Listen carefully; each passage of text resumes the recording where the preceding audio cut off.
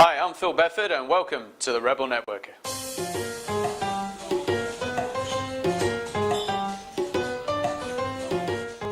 On this week's show, we're going to be talking about reciprocity, which is the way that you can generate more referrals without having to spend money. And in Ask Dr. Phil, we're going to be answering a question on how you can actually start to promote people that you care about and get them more business.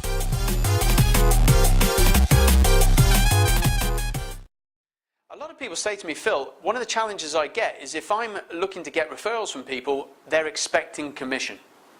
Now, while that can be one way of doing business, it's not necessarily the best. There are other ways that we can motivate people to want to work with us that are often much more productive and longer lasting for relationships. When we talk about reciprocity, just imagine for 1 minute that a very good friend of yours has invited you to their house for a meal. So you go round, and assuming of course it's a nice meal, we have a lovely meal. At the end of that meal, you walk away, and what are you thinking? Well, there's every chance you're thinking, now I need to invite them to my house. But what if they invite you again, and you still haven't invited them? What do you start to think? Deep down inside us as human beings, we're starting to think, I need to do something for this person. So what if that was business? What if somebody was giving you business on a regular, consistent basis? You would start to think, what do I need to do for this person? As fundamental human beings, we need to make that equilibrium. That is givers gain or reciprocity. But it doesn't have to be just business we're handing back. There are other things we can do for each other. We actually recognise 16 relationship builders in the Referral Institute, and a couple of those are here. So I'm going to give you some tips now on what else you could be doing to compel people to want to help you.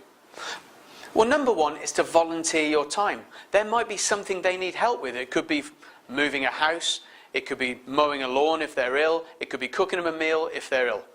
Anything that you do where you volunteer your time generates goodwill. Secondly, we could be giving them referrals. We mentioned this previously, and this is often a very good way to build business relationships with the right people. Thirdly, sending articles of interest. Information can be king in business, and if we can send the right piece of information to one of our referral sources or people in our network, that could be key to them. This helps them generate goodwill on our behalf. It can be done from a newspaper, or these days it can even be done by sharing articles on social media.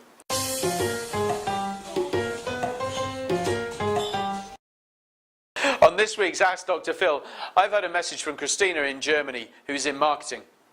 And she says, Phil, what's a very quick way that I can help people that I care about to generate more word of mouth when I'm busy?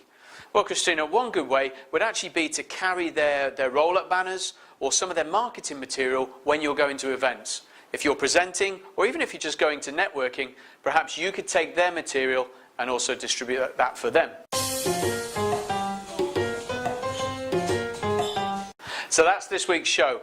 And remember, you can send your questions in to phil@thereferralinstitute-me.com, and if your question's answered on Ask Dr. Phil, then you'll get a free Platinum Rule assessment that will help you look at your behavioural style and maximise your time while networking.